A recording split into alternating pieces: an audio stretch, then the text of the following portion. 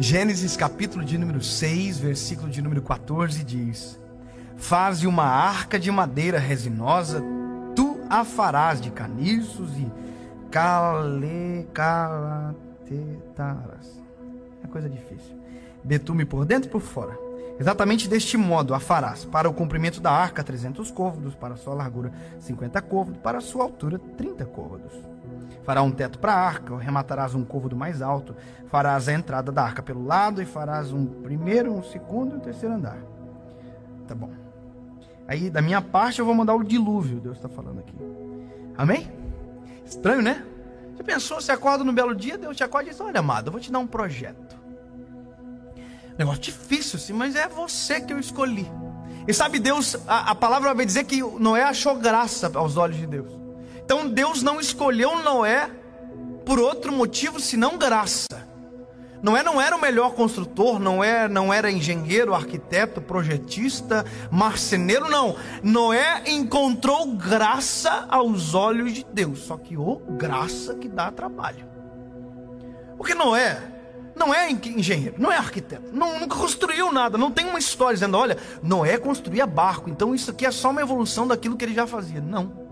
Noé foi chamado para fazer algo inédito. A história vai dizer que o processo de construção da arca, isso a história vai nos explicar, que demorou em torno de 120 anos. Eu demorei um tempinho para construir minha casa, eu já fiquei preocupado. Agora você imagina que demorou 120 anos para construir uma arca.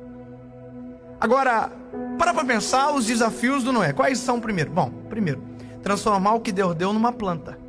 Sabe quem faz isso? O arquiteto. E Noé não é arquiteto. Noé não é. Mas Deus deu para ele um projeto. Então a graça o tornou um arquiteto. Faz a planta. Então Noé tem a planta. Ele só pegou aquilo que Deus falou. Deus não escreveu, ele fez uma planta. 3 côvados mais alto, não sei o que, 3 andares, 150 côvados. Todo o projeto foi dado. Agora, qual é o segundo desafio de Noé? Bom, transformar uma planta em uma realidade.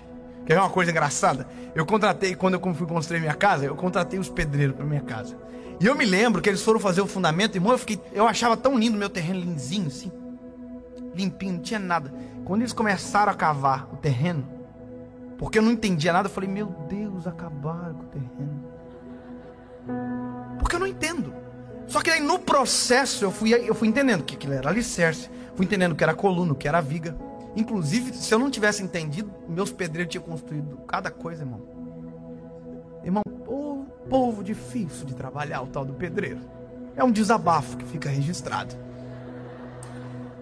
Agora você imagina Noé, nunca construiu nada, virou arquiteto do dia para a noite e de repente virou marceneiro da parada toda. Agora, esses são os desafios lógicos. Mas sabe qual é o principal desafio de Noé? As pessoas. Isso é o pior. Pior do que receber uma grande missão de Deus é enfrentar as pessoas que não acreditam que a gente é capaz de cumprir aquilo que Deus sonhou para nós. Pior do que viver os melhores dias da nossa vida é ver as pessoas dizendo que não somos dignos, merecedores, não foi feito para nós, tem gente melhor. Isso é óbvio, mas eu não estou preocupado com o que as pessoas dizem, mas com a missão que recebi. Parece bom isso para você, mas é um exercício. É um exercício. Lidar com as críticas. Noé fez esse exercício durante 120 dias, 120 anos. Já imaginou Noé construindo a arca, passava alguém e dizia: ô irmão, tá maluco? Você está construindo isso primeiro, tá longe da água. Como que você vai levar isso para a água? Aí Noé dizia: amado, isso é um dilúvio que vai vir. Gente ignorante. Que dilúvio, amado? Isso é maluco, irmão. Imagina quantas pessoas tentaram internar Noé. Dá para eu pensar? Quantas pessoas olharam para o projeto que Deus deu para Noé e diz: isso não vai servir para ninguém, para nada. Não vai prosperar. Para que construir um barco tão grande? Agora você imagina, Noé olha para quem fala e olha para aquilo que Deus falou. O que vale mais?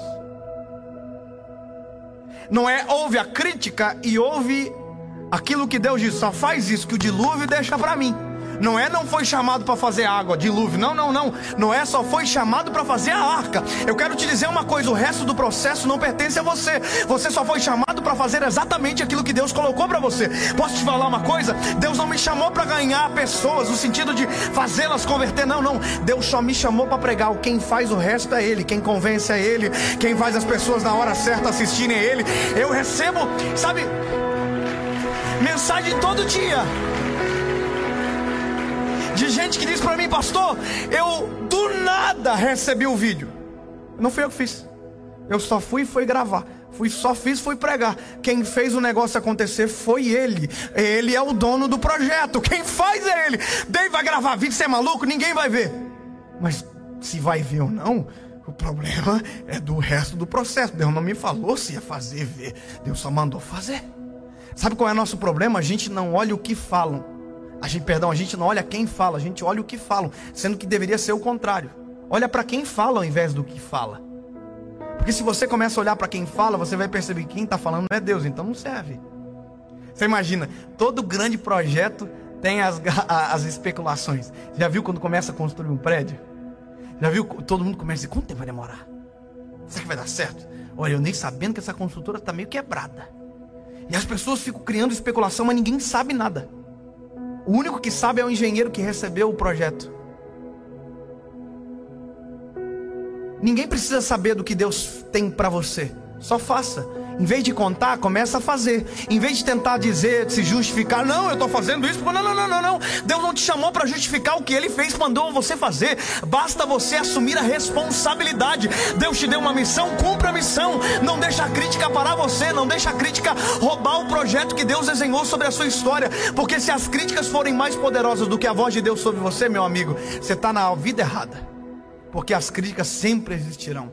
Meu lindo, eu recebo crítica todo dia. Eu recebo crítica pelo meu tom de voz. Tem gente que reclama do meu tom de voz. Eu tenho culpa? Ai, porque ele fala muito meloso. Ai, eu tenho culpa? Ah, porque ele chora demais. Uai, eu tenho culpa de ser chorão? Foi Deus que me fez assim, e justamente a missão veio porque me fez preparado para viver exatamente o que eu estou vivendo. Eu não estou vivendo correndo a corrida de alguém. Eu estou fazendo exatamente aquilo que Deus chamou. Isso não é um desabafo. Eu só estou dizendo para você o seguinte: meu lindo, Deus te deu uma missão que nunca será compatível com você, mas Ele fez você para a missão. E de uma hora a outra você vai olhar e vai dizer: uau, isso se encaixa perfeitamente para aquilo que Deus me fez nascer para viver. Sabe, eu estudei 5 anos para ser advogado. Inclusive tem uns amigos aqui hoje na plateia que formaram junto comigo. Está aqui o Rodrigo, está aqui a Natália. Estudaram junto comigo. A gente estudou 5 anos juntos, fez trabalho junto, prova junto. E eles são advogados.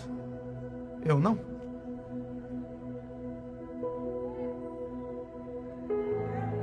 Deixa eu te dizer uma coisa. Eu ouvi críticas por conta disso. Imagina, quando eu comecei a viver com a minha esposa, isso aqui que eu estou vivendo, falar do amor de Jesus. Sabe, quando eu comecei, eu me lembro que eu saía com a mãozinha atrás, outra na frente, com um pacotinho de bala, pacotinho de amendoim. Eu já vivi tanta coisa, já andei com a minha esposa com um ninho velho, com ela limpando o vidro com guarda-chuva, porque a chuva caía e o limpador estragou. A gente ia pregar e não tem dinheiro nem para voltar para casa. Quanta crítica eu recebi. Você vai morrer de fome. Você tirou essa menina tinha tudo para ser juiz, você tinha tudo para ser advogado. Que escolha péssima. Críticas. Mas mediante tudo isso havia uma missão. E a missão tem que ser mais superior. Tem que ser superior às críticas. Se estão dizendo para você que não vai dar certo, qual voz você vai escolher? Qual voz vai dominar o seu coração? O que vai dominar o seu destino? O que vai dominar aquilo que você vai fazer amanhã, quando acordar bem cedo? Posso te dizer uma coisa, meu lindo? Amanhã acorda cedo e começa a construir a arca que Deus mandou você construir.